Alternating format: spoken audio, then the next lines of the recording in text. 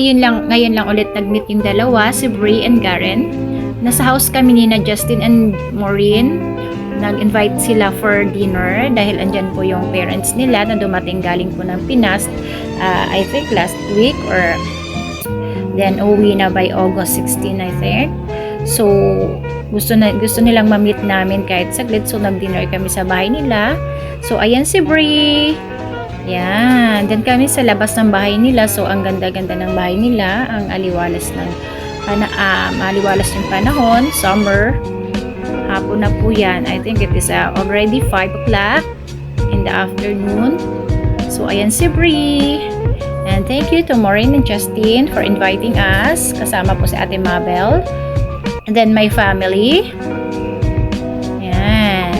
Na-meet po namin yung mama at papa ni Justin, ni Maureen. So, ayan po. Galing po sila sa Pilipinas. Ayan po yung dalawa. Nag-picture-picture. Ninang Maureen. Then, ayan po si nanay. Ayan, yung dalawa. Ayan, ang isa, si Gavin naman yung. Ayan. So, ang sasarap ng mga pagkain. Then, may galing Pinas. Ayan. Yema. Then, yun, lahat po kami. Mabel. And my family.